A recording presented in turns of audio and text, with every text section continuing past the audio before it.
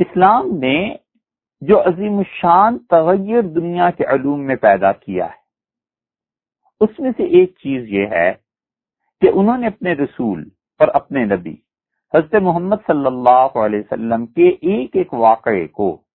ان کی ایک ایک بات کو، اور ان کے ایک ایک حکم کو، اور ان کی ایک ایک ادا کو محفوظ رکھنے کی کوشش کی،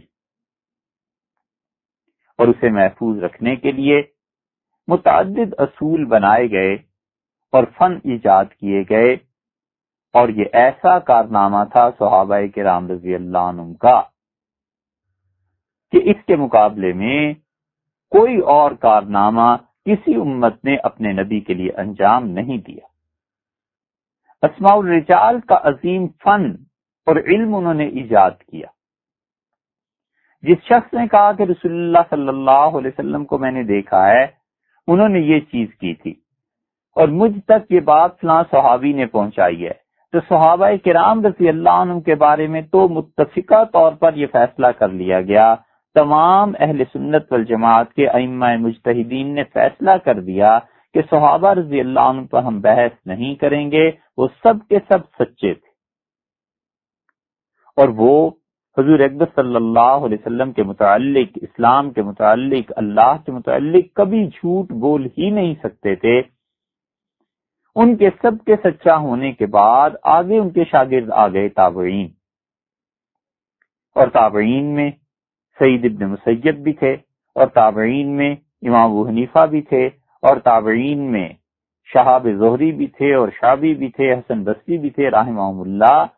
یہ سب کے سب اچھے لوگ تھے، اور اگر صرف تابعی کے طور پر ہی دیکھا جائے تو جس نے صحابہ رضی اللہ عنہ کی زیارت کی تھی ان میں یزید بھی تھا، اور حجاج ابن یوسف جیسے ظالم اور امت کے چہرے پر داغ یہ بھی تھے۔ تو اب بحث شروع ہوئی کہ آخر کس انسان کے متعلق کیا جذبات، کیا خیالات، کیا فتویٰ ہونا چاہیے۔ تو اس علم کو جب مسلمانوں نے پکڑا اور عروج دیا تو انہوں نے پورا اسماء الرجال کا ایک علم مرتب کر دیا۔ اس اسماء الرجال کے علم کا اثر جا کر پڑا حدیث پہ کہ کس آدمی کی روایت قابل عمل ہے، کس آدمی کی سننی ہے، کون سا آدمی ان میں جھوٹا ہے، کون سا آدمی ان میں ظالم ہے، کون سا فاسق ہے، کون سا اللہ کا اچھا بندہ ہے، اور اس کا اثر جا کر پڑا پھر تفسیر پر بھی کہ کس کی تفسیر معتبر ہے، کس کی تفسیر ماننی ہے اور کس کی نہیں ماننی۔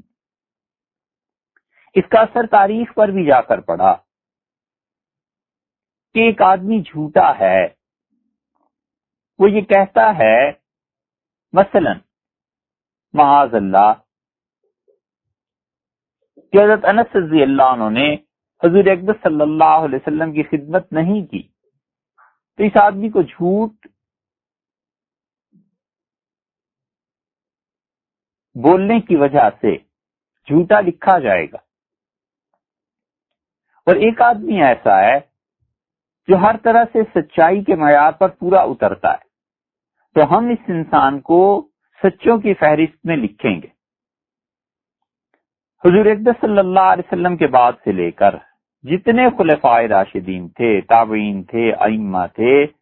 ان سب نے اصل میں استنباط اور اجتہاد جو کیا ہے وہ قرآن کریم سے اور رسول اللہ صلی اللہ علیہ وسلم کی سنن سے، احادیث سے اور ان کے اقوال سے کرتے رہے۔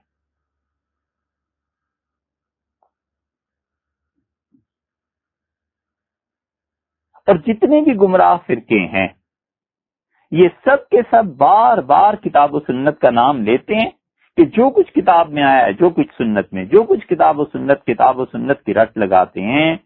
مگر بنیادی ٹھوکر جہاں لگتی ہے وہ یہ کہ صحابہ کرام رضی اللہ عنہم ان کے اجتہاد کو، ان کے فتاوی کو نہیں مانتے۔ اسی وجہ سے ہمارے لیے والجماعت کا لقب ہے کہ ہم اس جماعت کے فتاوی کو اور اس جماعت کی اہمیت کو اور اس جماعت کی افضلیت کو اور اس جماعت کی تشریحات پر اعتبار کرتے ہیں۔ اگر صرف دین کا دار و مدار اور دین کی بنیاد کتاب و سنت قرار دی جائے اور اس بنیاد پر جو باقی گمراہ فرقوں نے گل کھلائے ہیں یہ مان لیا جائے کہ معاذ اللہ حضور اقدس صلی اللہ علیہ وسلم کے بعد فلاں فلاں فلاں کے علاوہ سب کافر ہو گئے تھے، اور مان لیا جائے کہ صحابہ کرام رضی اللہ عنہم اپنے کردار کے اتنے گھٹیا تھے، اور معاذ اللہ اگر مان لیا جائے کہ یہ جتنے بھی اس جماعت پر تنقید کرنے والے ہیں یہ سب کہتے ہیں، تو صحابہ رضی اللہ عنہم سب کے سب نعوذ باللہ مشرک، بادشاہوں سے ڈرنے والے،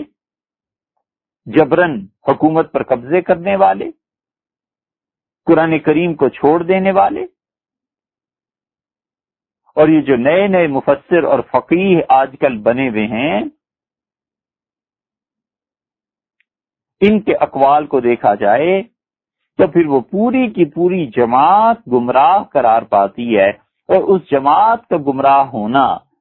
اور گمراہ اس کو ماننا معاذ اللہ اتنا بڑا مسئلہ نہیں جتنا اس کے مقابلے میں یہ مسئلہ بڑا ہے کہ نعوذ باللہ رسول اللہ صلی اللہ علیہ وسلم کا مشن سخت ناکام رہا، اور وہ نبوت میں بری طرح ناکام ہوئے، اور ان کی رسالت دنیا میں نہیں چلی۔ اور حضور اقدس صلی اللہ علیہ وسلم جن کی تربیت کی تھی، آپ کی تربیت اتنی ناقص تھی کہ آپ کی آنکھیں بند ہوتے ہی یہ سب کے سب لوگ دین سے پھر گئے، اور پھر یہ گمراہ جب پیدا ہوئے ہیں تو انہوں نے